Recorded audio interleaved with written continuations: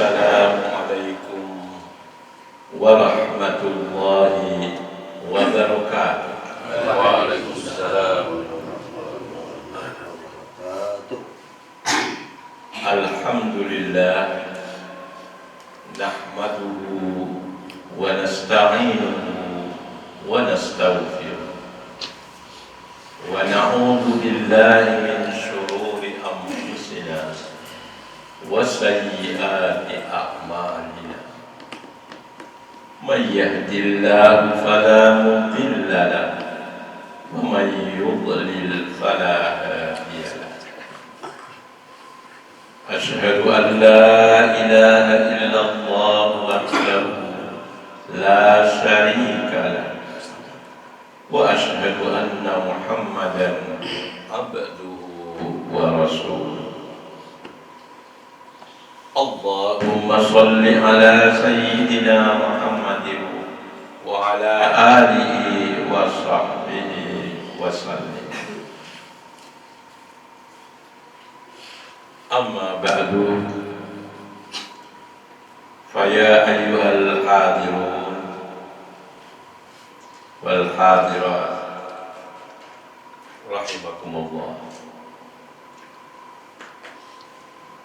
Pada pertemuan sebelumnya saya telah menjelaskan mengenai makna ukhuwah Islamiyah yang inklusif, berbeda dengan ukhuwah Islamiyah yang eksklusif yang selama ini kita pegangi. Dengan makna ukhuwah Islamiyah yang inklusif, berarti ukhuwah Islamiyah tidak harus berlangsung antar orang Islam saja, tapi bisa terjadi, bisa berlangsung antara orang Islam dengan orang non-Islam, sepanjang persaudaraan itu dijalin dengan mematuhi, memperhatikan prinsip-prinsip ajaran Islam. Timbul pertanyaan kemudian mengenai apa yang kita kenal di Indonesia ini dengan sebutan konsep trilogi ukhuwah. 3 macam bentuk ukhuwah, yakni ukhuwah Islamiyah satu, yang kedua ukhuwah wataniyah, dan yang ketiga adalah ukhuwah basyariyah atau ukhuwah insaniyah. Ukhuwah Islamiyah di situ diartikan secara eksklusif tadi, yakni persaudaraan antar sesama umat Islam, entah pribadi maupun organisasi, komunitas dan semacamnya. Sepanjang beragama Islam semuanya, maka di antara mereka terjalin ukhuwah Islamiyah. Lalu yang kedua, ukhuwah wataniyah, persaudaraan antar sesama anak bangsa, tanpa membedakan suku, tanpa membedakan etnis, tanpa membedakan agama, bahasa dan lain sebagainya.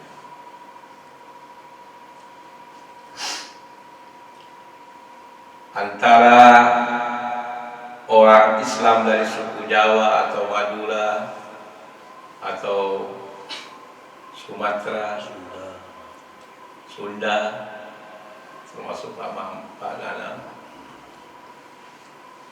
dengan sesama bangsa Indonesia yang bersuku Bali yang beragama Hindu, Batak yang beragama Protestan, Flores yang beragama Katolik misalnya, terjalin sebuah ukhuwah wataniyah, persaudaraan antar sesama anak bangsa, tanpa membedakan suku, tanpa membedakan bahasa, membedakan agama dan lain sebagainya. Yang ketiga, ukhuwah basyariyah, atau juga disebut ukhuwah insaniyah, persaudaraan antar sesama anak manusia, tanpa membedakan bangsanya, apakah dia bangsa Indonesia, apakah dia bangsa Filipina, India, Arab, Eropa, dan lain sebagainya, dan lain sebagainya. Di antara mereka terjalin ukhuwah basyariyah, persaudaraan sesama anak manusia, sesama anak Adam. Beda bahasanya, beda agamanya, dan lain sebagainya, dan lain sebagainya. Itu yang disebut dengan ukhuwah basyariyah atau insaniyah. Nah, kalau kita hubungkan dengan pengertian ukhuwah Islamiyah yang kita pahami sebagai persaudaraan yang inklusif, yang tidak tertutup, tidak terbatas hanya di antara orang Muslim dan non-Muslim, maka bagaimana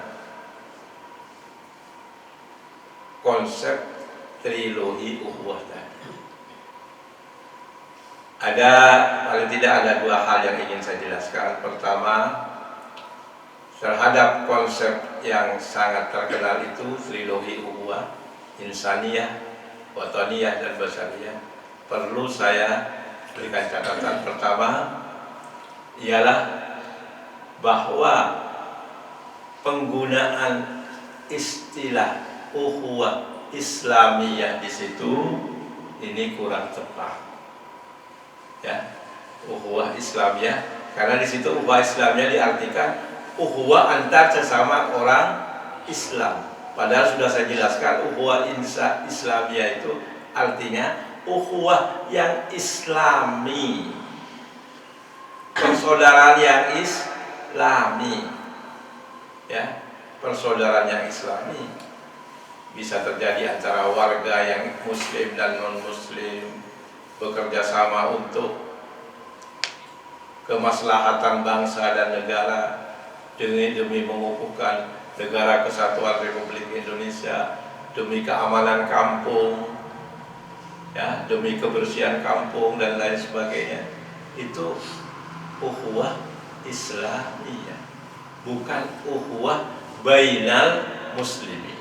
Apa yang kita sebut ukhuwah Islamiyah selama ini itu sebetulnya adalah ukhuwah bainal muslimin, bukan Islamic Brotherhood, tapi Muslim Brotherhood, ya, yang menjadi nama dari partai yang saya kemukakan kemarin, partai politik di Timur Tengah, ya, Al-Ikhwanul Muslimun.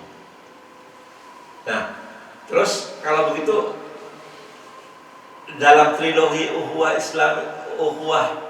dalam trilogi ukhuwah yang disebut dengan ukhuwah Islam itu sepantasnya disebut apa?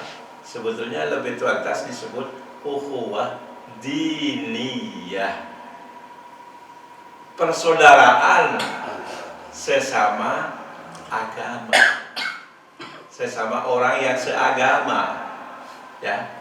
Antara orang yang seagama terjalin persaudaraan antar mereka. Sesama orang Islam terjalin, ya, ikatan persaudaraan sesama umat Islam.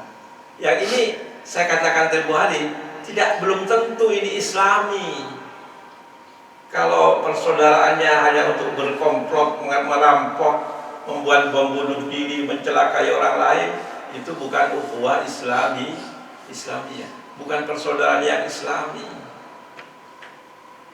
Maka sebetulnya yang kita sebut ukhuwah Islamiyah dalam trilogi ukhuwah tadi itu sebetulnya adalah ukhuwah diniyah, persaudaraan antar sesama orang yang seagama.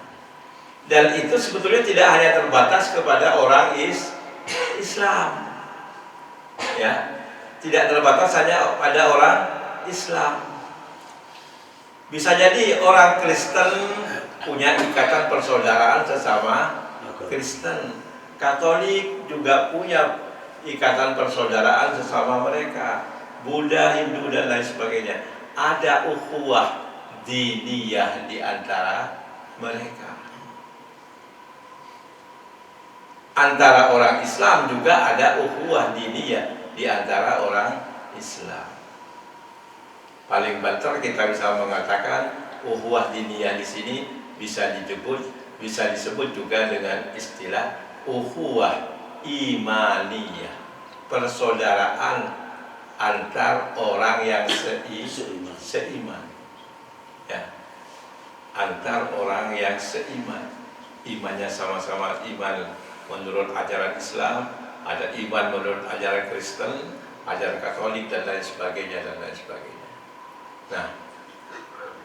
Nah, masing-masing dari ketiga ukhuwah ini, bapak-bapak, ibu-ibu, punya peluang untuk menjadi Islamiyah atau tidak Islamiyah.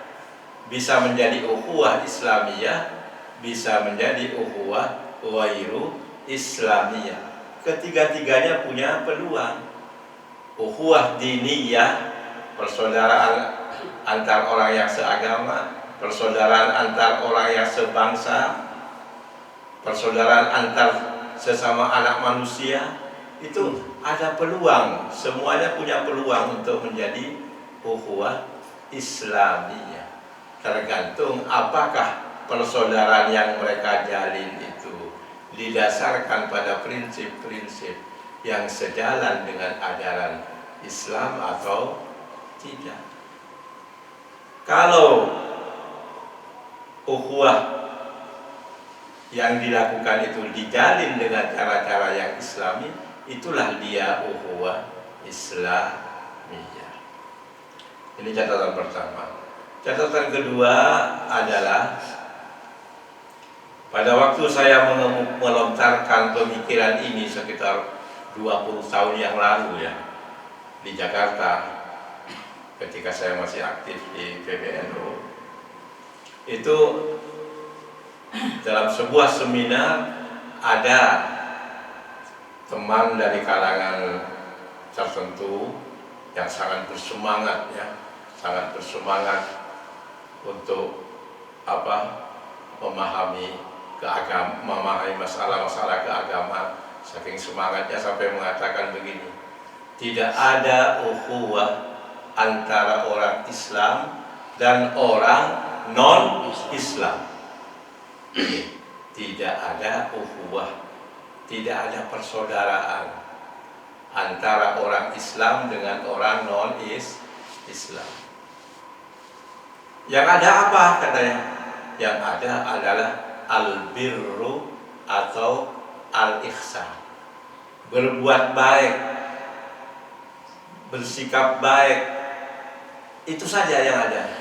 Jadi kita terhadap orang non-muslim itu ya bisanya hanya bersikap baik. Tapi untuk bersaudara tidak.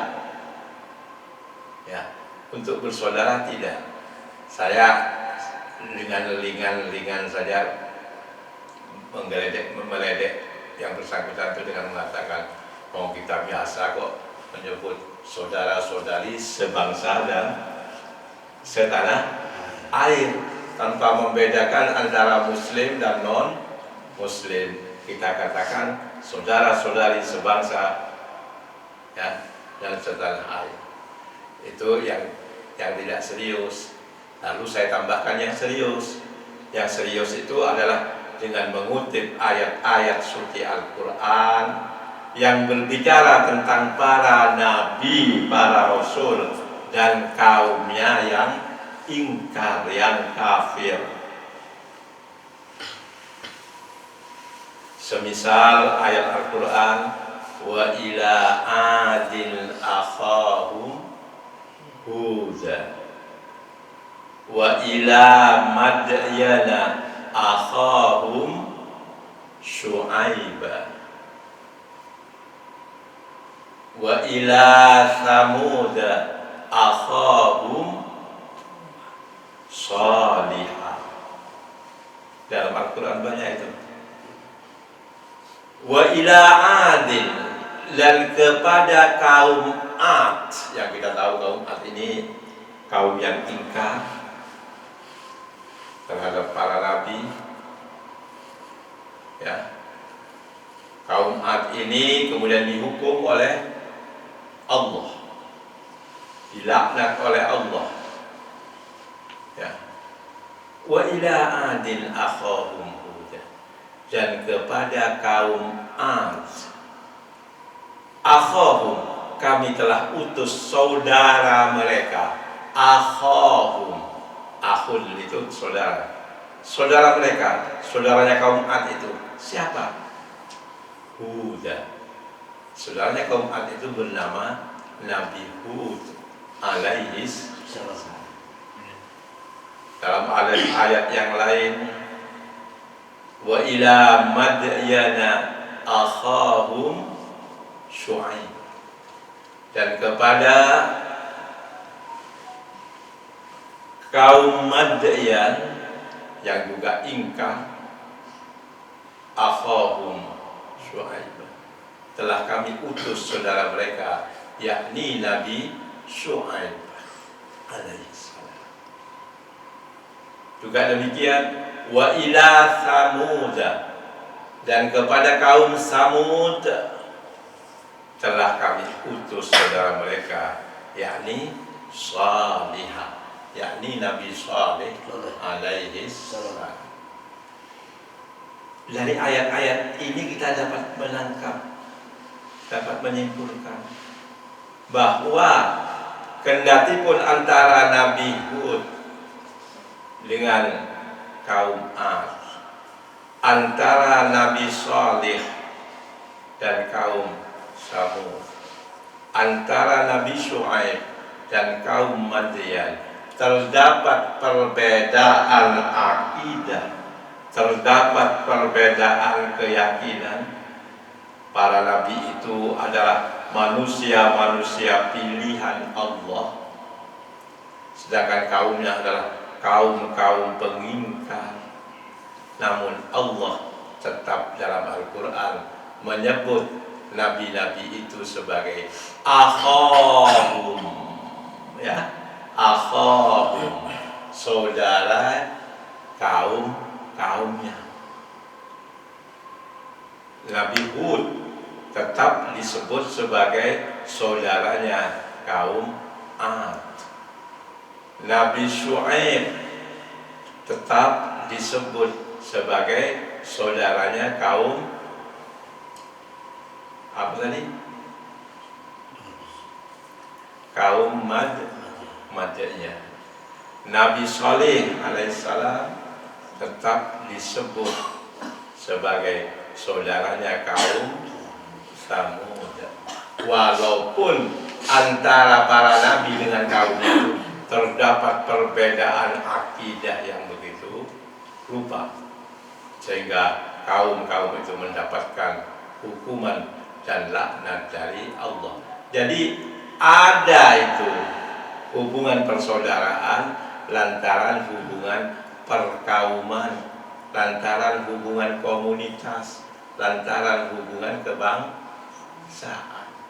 Maka tidak benar kalau dikatakan oleh peserta seminar tadi bahwa tidak ada hubungan persaudaraan antara muslim dan non-muslim. Alasannya lagi adalah firman Allah, innamal mu'minuna ikhwatun, yang artinya hanya saja orang-orang mukmin itu bersaudara. Ini ayat yang sering digunakan untuk menampilkan sikap intoleran terhadap pemeluk agama lain. Al-Quran saja menyebut yang bersaudara itu orang mukmin. Ini saya katakan kepada peserta seminar tadi, Anda kurang paham bahasa Al-Quran. Innama itu bentuk qasar. Qasar itu membatasi sesuatu pada sesuatu. Membatasi sesuatu pada sesuatu. Innama ana rajulun fakir misalnya. Kalau orang Arab bilang innama ana rajulun fakir, aku ini hanyalah laki-laki yang miskin. Hanya, ya. Bukan orang kaya, bukan laki-laki yang kaya. Aku hanyalah orang miskin. Itu namanya qasar. Qasar itu membatasi sesuatu pada sesuatu. Nah, innamal mu'minuna ikhwatun itu membatasi orang-orang mukmin itu pada sifat tertentu, yakni orang mukmin itu sesama mukmin itu hubungan antara mereka itu hanya satu, yakni bersaudara. Artinya apa?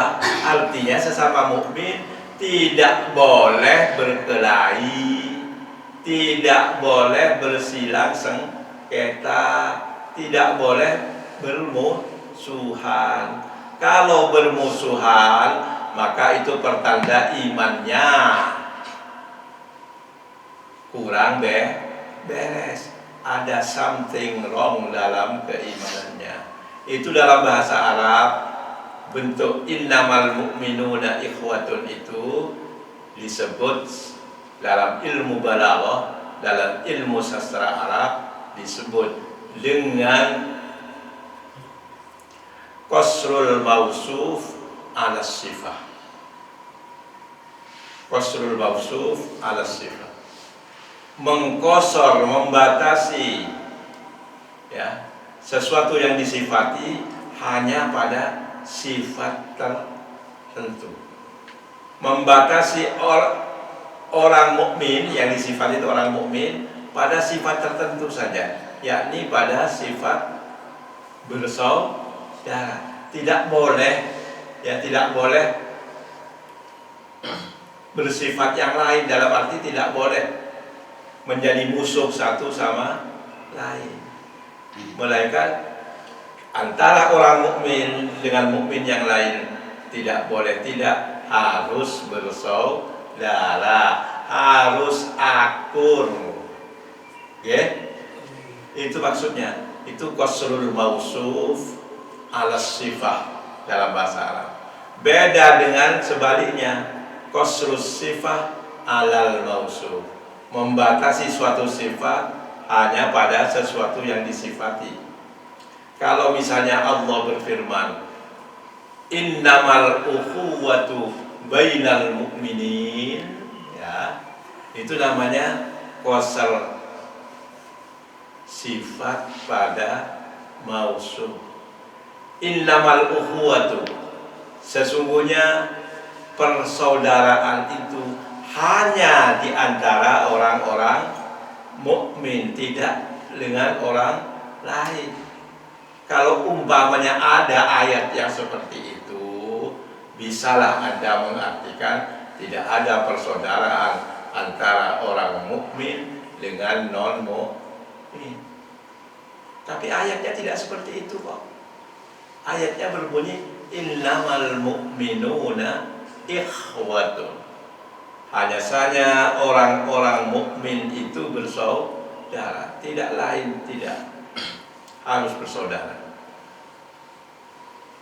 Sama sekali ayatnya tidak mengatakan innamal ukhuwatu bainal mu'minin. Sesungguhnya ukhuwah itu, persaudaraan itu hanyalah di antara orang-orang beriman saja. Tidak ada pernyataan seperti itu dalam Al-Quran. Yang ada dalam Al-Quran adalah innamal mu'minuna ikhwatun. Dalam ilmu balaghah itu disebut qasrul mausuf ala sifat, mengkosor sesuatu yang disifati hanya pada sifat tertentu. Yang disifati di situ adalah orang-orang mukmin, dibatasi pada sifat sebagai orang-orang yang bersaudara. Itu yang kedua.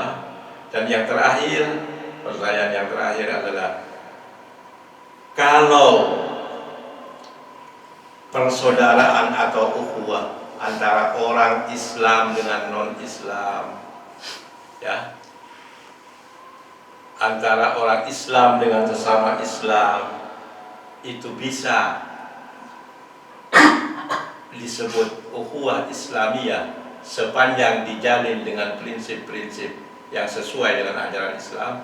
Lantas pertanyaannya, apa kalau begitu keistimewaan dari ukhuwah Islamiyah yang didasarkan pada kesamaan agama?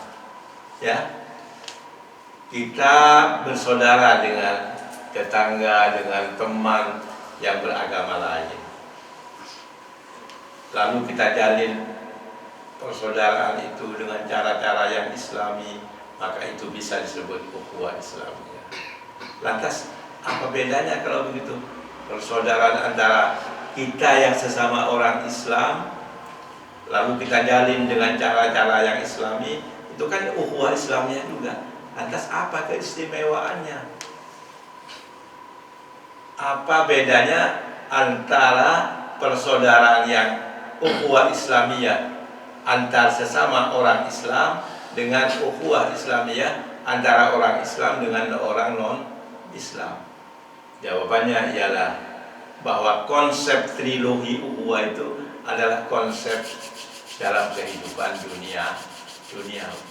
Jangan dibawa-bawa ke urusan ukhrawi, urusan akhirat.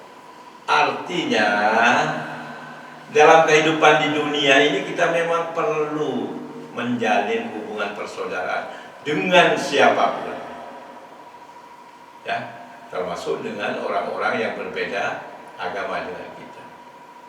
Dan itu adalah ukhuwah Islamiyah. Tapi itu hanya berlangsung dalam kehidupan di dunia. Makanya di dunia bisa akur, kehidupan bisa berjalan dengan normal, dengan harmonis, walaupun berbeda agama. Itu yang diharapkan. Jadi konsep keduniaan itu. Tetapi kalau kita berbicara tentang kehidupan yang akan datang, yakni kehidupan akhirat, maka ya, ukhuwah Islamiyah yang paling tinggi adalah ukhuwah Islamiyah yang didasarkan pada persamaan agama yang kemudian dijalin dengan cara-cara yang Islam. Jadi ukhuwah Islamiyah antar sesama orang yang Muslim itu jauh lebih tinggi daripada ukhuwah Islamiyah yang tidak berlangsung antara Muslim dengan Muslim. Bagaimana ukhuwah Islamiyah kita bersama ini, kalau kita jalin dengan cara-cara yang benar, ukhuwah Islamiyah kita ini tidak hanya berlangsung di dunia, tapi berlanjut sampai ke akhirat nanti. Ya, kita dengan sesama penduduk negeri ini yang beragama lain bisa melangsungkan ukhuwah Islamiyah, tapi sebatas di dunia. Tapi nanti di akhirat, ya, dewe. Disitulah berlaku ketentuan ayat lakum dinukum waliyadi. Kita masuk bersama-sama sejak dari dunia, kita masuk bersama-sama besok ke surga Allah. Sedangkan orang lain, ya silakan, mereka punya jalan sendiri. Ya, jadi jangan Jangan dikira ukhuwah Islamiyah itu ya bodoh-bodoh antara yang Islam dan non Muslim ya. Sepanjang itu sudah ukhuwah Islamiyah. Saya katakan sekali lagi, ukhuwah Islamiyah dalam pengertian trilogi ukhuwah itu adalah konsep keduniaan, konsep hidup berbarengan, hidup secara damai dalam kehidupan dunia. Adapun urusan akhirat itu sekali lagi lakum dinukum waliyadin. Bagimu agamamu dan bagiku agamaku. Mudah-mudahan ini bisa membuka sedikit wawasan kita. Wa akhiru da'wana alhamdulillahi rabbil alamin. Wallahul muwaffiq wa huwal musta'an wa alaihi tuklan. Wassalamu alaikum warahmatullahi